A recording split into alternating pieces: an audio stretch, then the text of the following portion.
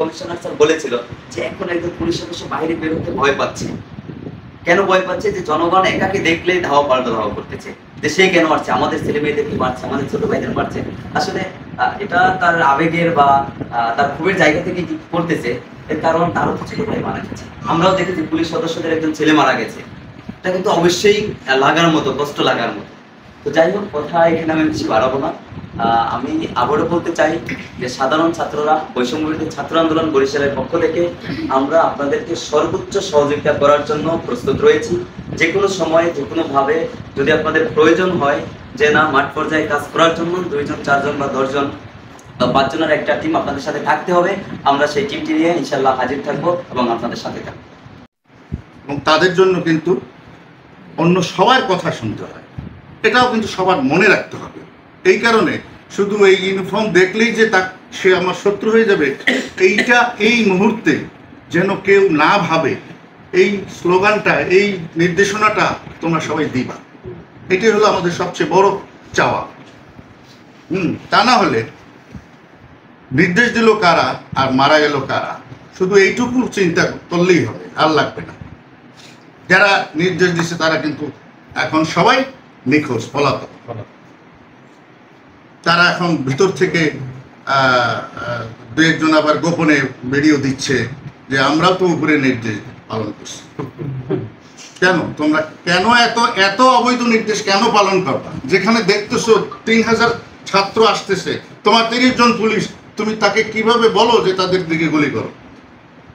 আমি কিন্তু 17 তারিখ রতুল্লাবাদ চৌমাথা এখানে যে গোলাগুলি হইল আমি ওদিন ছিলাম। আমি 18 তারিখ ইউনিভার্সিটিতেও ছিলাম। ঠিক একই নির্দেশনা কিন্তু আমাদেরকে তখনও দেওয়া হচ্ছে, কিন্তু আমরা শুধুমাত্র এইটুকু করেছি ওই দিন যে আমাদের প্রতি যে ইট মারতেছে, আমাদেরকে যে অ্যাটাক করার জন্য ট্রাই করতেছে, এইটা থেকে ওরা শুধুমাত্র দূরে থাক, যার কারণে আমরা কিন্তু উপরে মারছি। সব উপর থেকে লেগে আবার কিছু কিছু লাগছে, আমরা কিন্তু সরাসরি কখনো কাছাকাছি গিয়ে করিনি। এবং এই সরাসরি কাছাকাছি গিয়ে যারা অতি উৎসাহ হয়ে কিছু পুলিশ এই কাজটা করছে, যার জন্য অনেকে নিহত হয়েছে। সেই ক্ষোভের কারণে আবার তারাও পুলিশের উপর আক্রমণ করেছে, নিরীহ পুলিশগুলো মারা গেছে।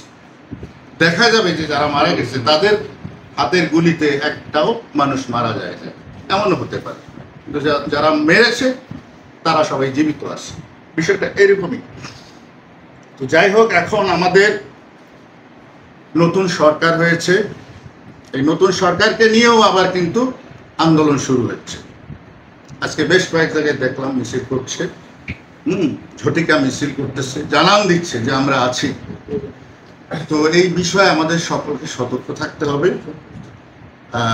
আমরা পুলিশের যারা আছি, আমরা শুধুমাত্র আমাদের প্রতি যে বৈষম্যগুলো যুগ যুগ ধরে করে আসছে সেইটা যাতে না করা হয়, আমরা যাতে সম্মানসহ বেঁচে থাকতে পারি, কাজ করতে পারি, মানুষের সাথে মিশে, শুধু এই দাবিগুলো আমাদের চাওয়া।